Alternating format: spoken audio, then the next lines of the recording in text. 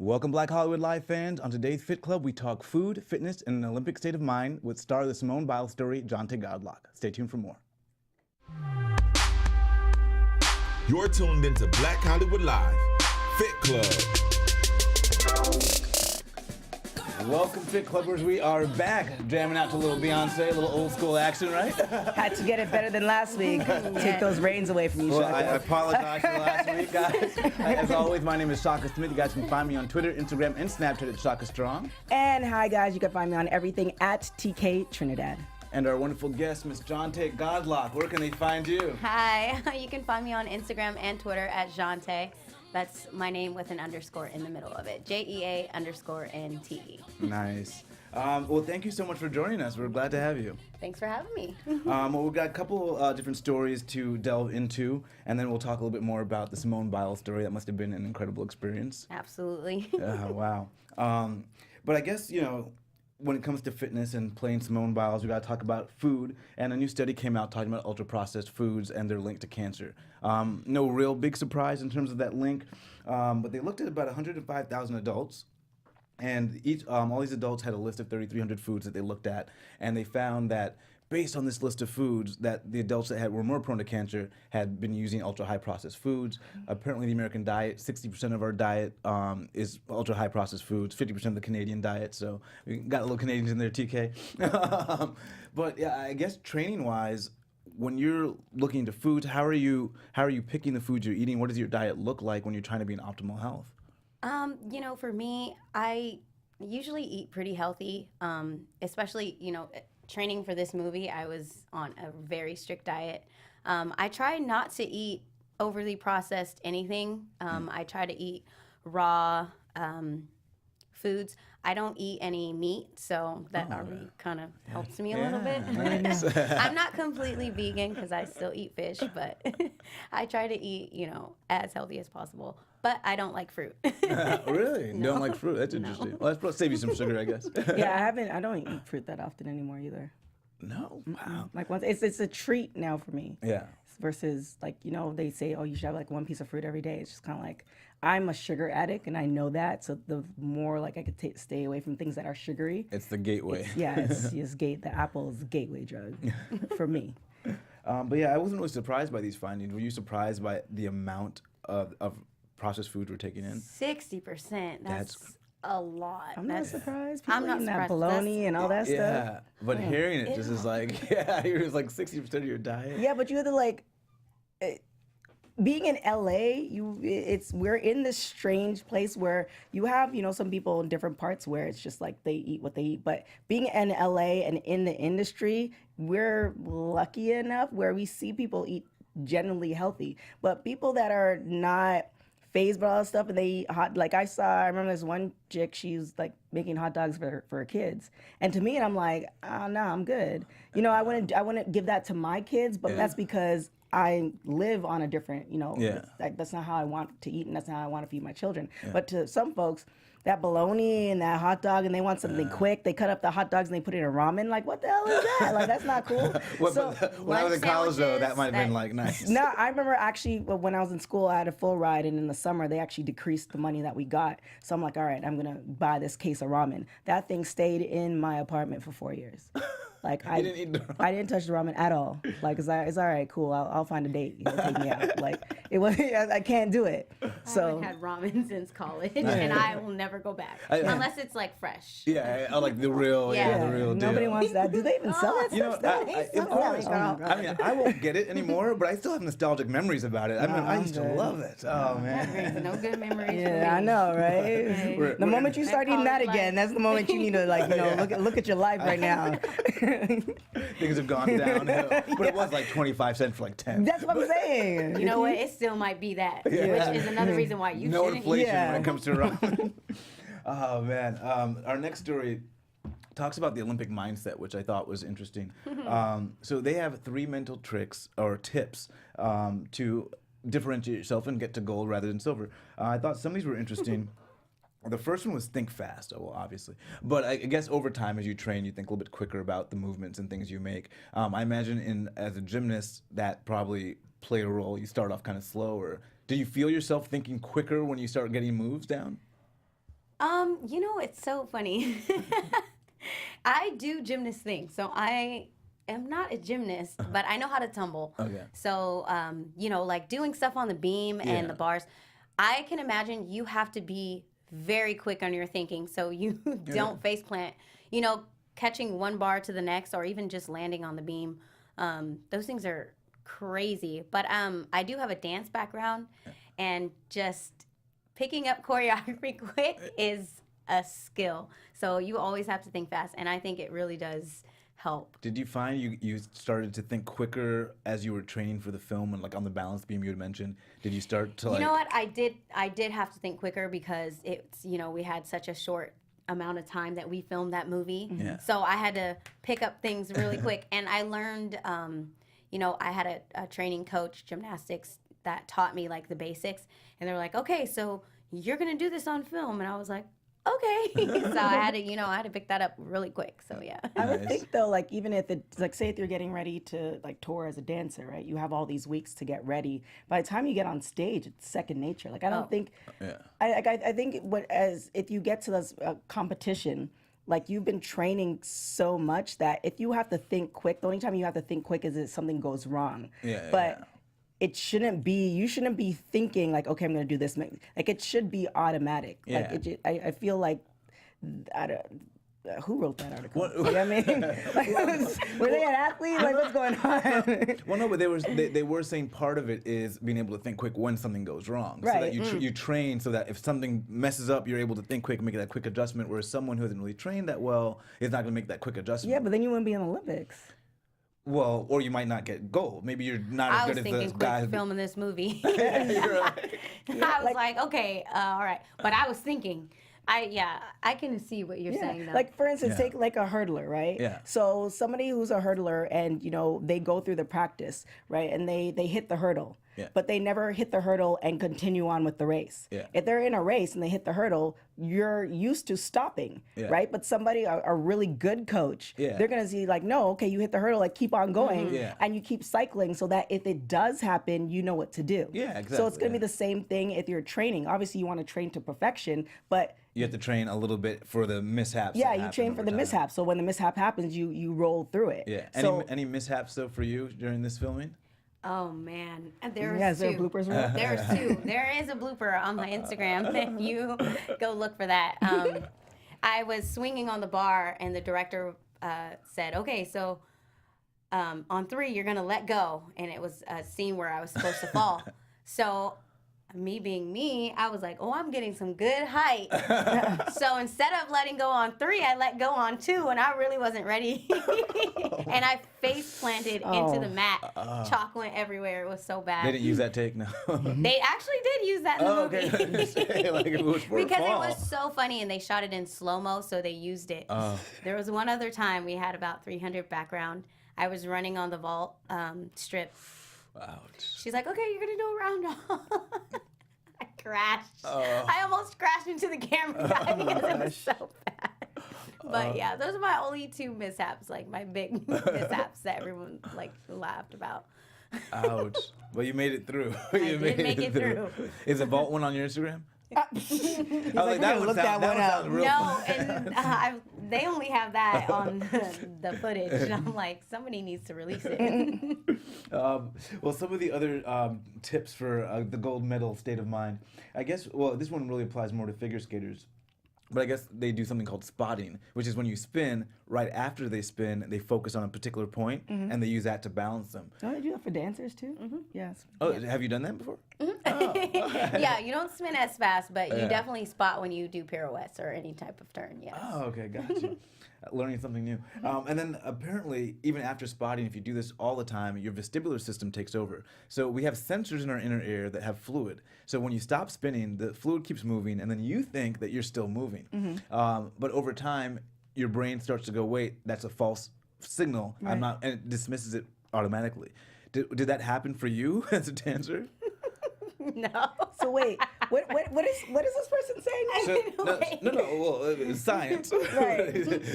So as the fluid moves in your ear, Right. typically when you stop spinning, you feel like you're still moving. Right. That's because the fluid in your inner But ear are we is still still talking moving. about the Olympic stuff? Yeah, because it's figure skating, Winter Olympics. Yeah, but by the time these people get through like the regionals and the nationals, like that should not be an issue. But obviously it is. Have you been watching some of the figure skaters? Yeah, but where are they from? Well, we will I not mean, go. where are they from? Who are their coaches? You know what I'm saying? Like that stuff should be like if you're gonna be doing that amount of spins and it's in your routine, like that routine should have been on lock a couple months ago because it should have been what got you into the Olympics. Like that's. Dude, I think even way more than months. They Yeah, do those right, routines. years. Yeah, they like- practice. They're practicing those routines for like year, like And a that's year. like the spin is something that should be something that's in your repertoire like as a kid. That's why they should have read this article. That's what I keep saying. You know, That's why whoever read that or wrote that article, I don't know about that one. They're not gonna help me get to Olympics anytime soon. Well, okay, we'll go with the last one here. Here's the last. I think the last one we'll all like. So people can choke. So the last ones don't choke, but the reason why a lot of people do choke is because Practice champs. I don't know what that is.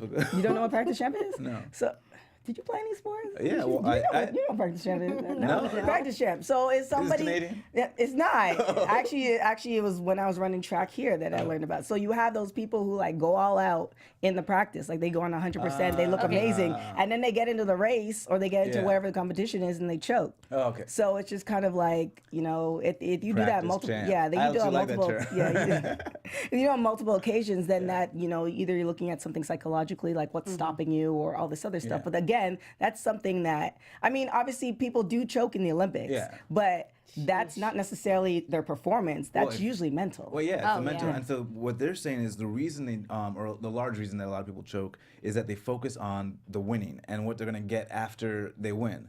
And so when they're actually in the event and when it comes to taking that shot, the stakes are so high they choke.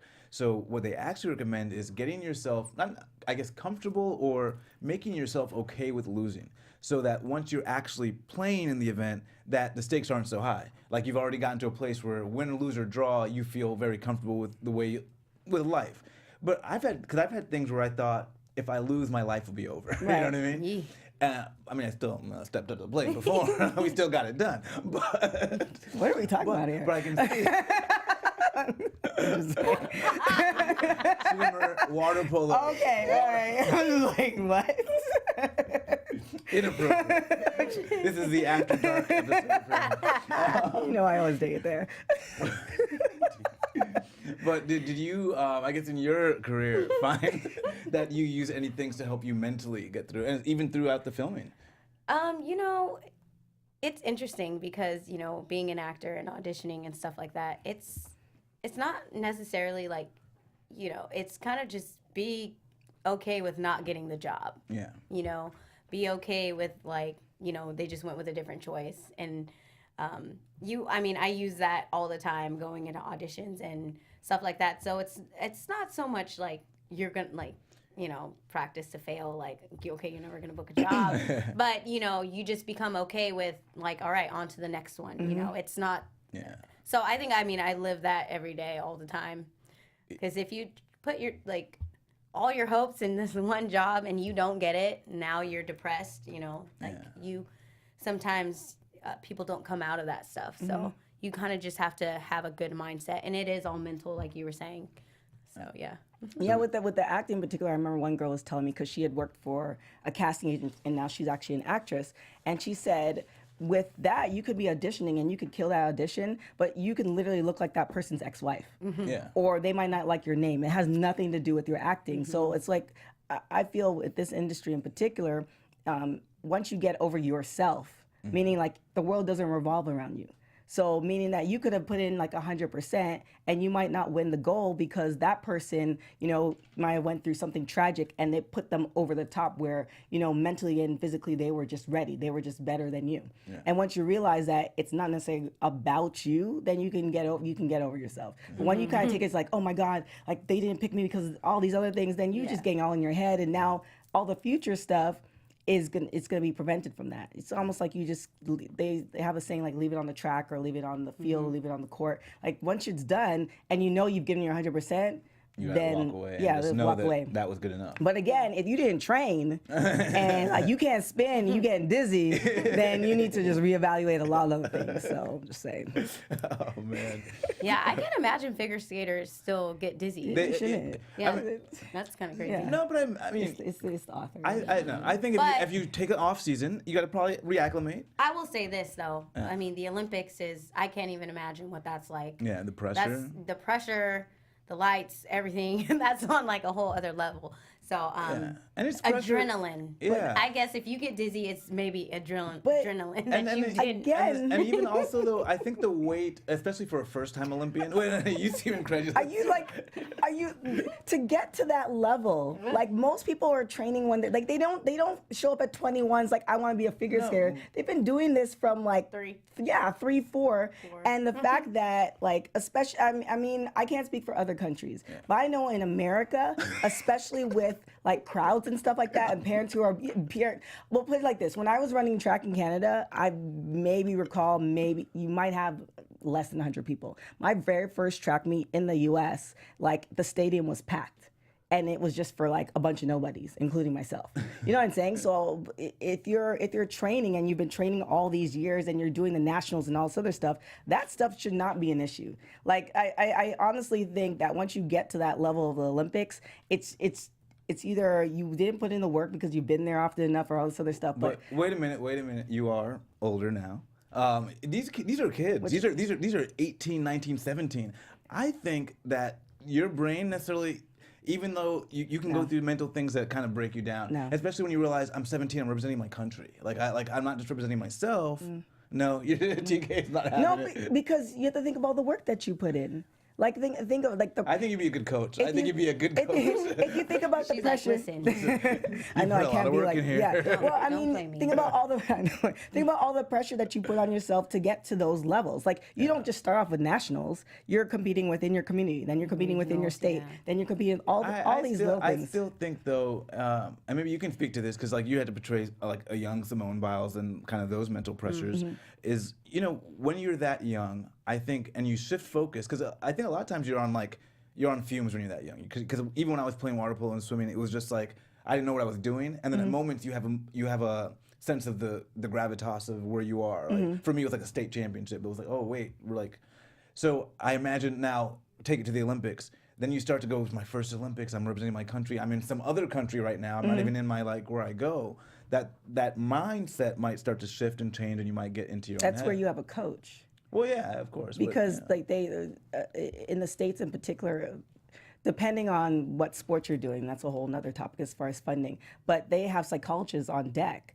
And so like for instance, when I was running for Oregon, we had a psychologist there, and they broke down everything to the point where they had you tape like what you envisioned yourself doing in that particular competition. So you would actually listen. That was like one of the things that they did. Or they might do other things, or it might be meditation or whatever kind of works for you. So I get what you're saying, but in order to be at that level and to excel at that level, and of course everybody can't be number one, but those things seem very like I think trivial some kids. to me. I think, but I think some kids just get to the Olympics on pure talent, and then the brain starts to mess with them a little. Well, bit. then they shouldn't be back. Wow. Move on. Time to figure something else out. This is not for you. TK is not having that. She's like, listen. Yeah, it's if not. they're having It's these not. issues, It's not for you. You need to move on. I can understand the pressure. I mean. And then you were filming these scenes, so I mean, I'm sure like. Look, there was there was this when we were doing Rio. Yeah. We had about 300 background, and the director was like, "Okay, all right, I want you to go through Simone's entire routine." I'm like, "Okay." She's like, "So and action," and everyone's staring at me, and I'm like, "Okay." And and I was so nervous, but you know what? That wasn't even the most like. It was insane to have Simone Biles sitting there watching me be her while we have all this background, and I'm like waving to the crowd, and I'm like, this is so crazy. And I think it was more because it was like Simone Biles was sitting there watching me play her. Yeah, and like play her like not too long ago. Yeah, like It last wasn't year. like it's not like she's 60 and like we're just reliving. Yeah. She's like, that's so crazy. Like, I remember doing that. I'm like, isn't this so weird? Yeah, so that was like some super adrenaline. Like to play somebody who's sitting right there, you're just like, so nervous. Somebody on the chat said, what is a good motivation for someone who wants to pursue their dreams, that believe in their self but find it hard to come back when things go left? Well, why don't you tell us? Because this, like, you'd kind of revisited your acting career. Yes. I like didn't hear all that, but Essentially, like you do something, you F up, and then like you're trying to come back. It's like you know don't what? even. I would say go to the place and find what made it interesting. Why did you want to pursue this to begin with? You know what I mean? A lot of times you have a dream and life takes you every which way, but sometimes you just kind of have to sit with yourself and be like, you know what? I really love to do this and I want to get back to this place, and then just start doing the little things to, get your dream back in focus, and and don't stop. Do not let anybody tell you no, and do not stop. Follow your dreams. Yes. Yeah, I totally agree with that. I think what we in North America is missing is that self realization or self analyzation, meaning that you look in the mirror and you see what's actually going wrong. So say you did something, you did a competition, you totally failed at it, and then you begin failing at it several more times, then obviously something's wrong. So if you repeat the same thing, then that's the definition of insanity. So you need to either figure out what's going wrong or have somebody help you figure out what's going wrong, and then revisit the reason why you got into that sport or whatever to begin with, and then also decide that if you do you want to put in the work for that, because nobody's gonna fault you for quitting if you have a really good reason for quitting. Like, hey, I just don't want to put in that. I don't want to put in 8 hours anymore. Like I can't mentally get there. I'm gonna move on. I can far more accept that than somebody saying, I don't know. Just that, dude. Like there's too much. There's too much technology. There's too many people around. There's too many certified people around to help you get there. Yeah. So TK with the tough love. My kids are gonna be in trouble. They ain't gonna make it, or they just gonna go broke. Another thing I actually want to talk about was, I know you've kind of been supporting the Me Too movement and Simone Biles, and this kind of all happened around the time of the release of the movie. I know recently she said she wasn't able to go to the hearing for the sentencing because she wasn't emotionally ready, since she is actually preparing to go to the next Olympics, and she's at the same facilities, and she's really in that mindset still. How have you tackled the movement? I'm sure the many questions you've gotten about it and Simone in relationship to the movie. It's very unfortunate, that Simone was a victim of that, and all the stuff that's coming out in our industry of people like that. And so, honestly, every carpet I go to, I try to wear black in support of the Me Too movement, and to just listen to what they have to say and support them. And, I don't have anything like, they should have done this or that. It's just kind of like, I'm here, and I stand by, with everyone who's trying to prevent anything in the future from allowing any of this to happen. So that's where I am with it. Were you as shocked it's as pervasive as it is? You know what? In the gymnasts, with Larry Nassar, it doesn't surprise me, but it's very, very scary. Yeah. It's very scary. For how long it went on. That's what surprised me. How many people, how many young girls, and it's that's insane. But I guess fortunately he was sentenced to 40 to 125 years. Yeah, and another 60 years. He's gonna be dropping that soap all the time. But he's not gonna make it. But just absolutely horrible. But I want to get more into the story of Simone Biles and your portrayal of her. I know that she was raised in foster care, and how was it kind of going through her story and like being able to put that to screen? Simone has a very interesting story, and I was really excited for everyone to see the movie because, everyone knows Simone Biles, the Olympian, especially around Rio when all that stuff was coming out. We saw a lot of her. We saw a lot of her routines, we saw that, but we didn't really see her personally or what was happening at home. So I was really excited to be able to kind of really bring out that side of her life and the interaction with her parents and her sister and everything like that. So that was really, really, really exciting. And then all the gymnastic stuff was really fun too. But yeah, Simone, she had a lot of sacrifices. And at the end of the day, it's so cool because Simone Biles is just, she wanted the things that, just a kid that, would go to public school that wasn't on the Olympic track would want prom, a boyfriend, high school dances, stuff like that. And she didn't get to do any of that stuff because, she sacrificed that for a bigger dream. And so she struggled with that a lot, even, when it came down to college and stuff like that. So, it was like such a fun thing to play and bring out in her story. Yeah. And for you, I guess with your training, what was it that you did to prepare for this role? I know you were already in shape, Yes. So actually, the first thing I did was get on a balance beam. Physically, because there's, the acting side of it and, physically, because Simone's like the greatest of all time. I got on a balance beam because I'm not familiar with that, and I wanted to be familiar before they shoved a camera in front of me. So on my off time, like before I went up to Canada to shoot, I started doing all that stuff and just kind of stretched, did my splits and everything like that. And then to prepare for Simone, like becoming Simone, I watched everything there was about. If it was out there, I watched it. I stalked her YouTube, her Instagram. I looked at every interview. I wanted to really just bring her to life, her mannerisms, the relationship between her. There's like a couple interviews online with her and her mom, and so I looked at all those and I was like, okay, like she's like this, she's this way with her mom, and she's this way with her dad, and this way with her sister. So I pretty much just watched everything there was on Simone. I watched it. And she gave you feedback when you needed it too, right? Yes. Yeah. I sent her a direct message on Instagram just saying, hi, thanks for approving me to play you. It's, I'm so excited. And she got right back to me and she's like, yes, I'm so excited. And I had some questions because everyone would ask and, they couldn't get Simone on the phone. So I was just be like, okay, well, I'm going to DM her. I was like, hey, did you have Rio nails? Like, did you have nails for this? And she's like, yeah, I actually wore French tips on my feet. And I was like, okay, cool. Like, I heard it straight from Simone, so it was cool. She was really open about stuff like that. Any question I asked, she would answer it. And I was like, okay, cool. Hey, girl. That's awesome.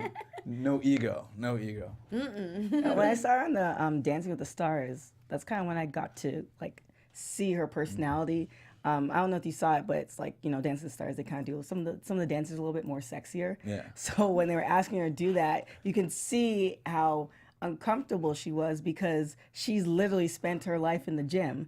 So she didn't have the dating. Although I love the new boyfriend now. Oh my gosh, I'm like, so it's so cute to see, like, the first love and also So, but it's just nice to. I don't know. I'm just a fan of seeing kids, follow their dream and actually make it versus despite all the odds. Yeah. And, even though, people feel like, oh, well, she should be sexier because she's at this age. I'm like, we have years to do all that stuff. Yeah. Like, when's the last time you said you went to the Olympics? Like, get over yourself. You know what I'm saying? So I really loved seeing her personality in Dancing with the Stars. She just seems like just such a sweetheart and genuine person. And she gave some sass back, too. I think there's one clip where she told the judge, you remember? Smiling. Yeah, she just the sass was just beautiful because when you know yourself, even though you might not have this, so somebody feels like it's just like really that competitive edge. Yeah, it's just you never leave it. So I could see how she could just be like, I've already approved you, playing me, and she's gonna be like a veil because what if she doesn't answer your questions, then what happens next. So. Yeah. It's a guessing game. Do we know if it's going to be re-airing? They are running it on Lifetime right now. Yes. Okay. I don't know when. Lifetime does. Yeah. It just came on last weekend. Yeah, because I know the Saturday. Yeah, it came on February 3rd. The Simone Biles story, The Courage to Soar. Well, thank you so much for being with us. Do you have any projects coming up? You know what? I'm training and I'm studying right now, so soon, hopefully. And then we know we're gonna get Simone Biles 2 and 3 and 4 because she's preparing for the next Olympics. She is. She said she's going to Tokyo 2020. Yeah, hopefully we'll have a long several series of movies to come afterwards. So thank you so much for being with us. We really appreciate it. Thank you so much. Thank you guys. As always, my name is Shaka Smith. You can find me on Twitter, Instagram, and Snapchat at Shaka Strong. Hey guys, you can find me on everything at TK Trinidad. You can also see me on TMZ, and as well, I'm running the marathon to raise water pumps in Africa. So if you want to donate, you can go on my byline. It's right there. It's terrible training, but I'm doing it for a cause, so I really appreciate it, the support. And thanks. I'm Jeante. You can find me on Instagram and Twitter. Jeante, JEA_NTE. Thank you. We'll see you guys next week. From executives Keven Undergaro, Dario Kristen, Tiana Hobson, and the entire BHL staff, we would like to thank you for supporting Black Hollywood Live, the first online broadcast network dedicated to African American entertainment. For questions and comments, contact us, info@blackhollywoodlive.com. Like us on Facebook, tweet us, or Instagram us at BHL Online. And I am the official voice of Black Hollywood Live, Scipio. Instagram me at KingXOBay. Thanks for tuning in. Hollywood redefined.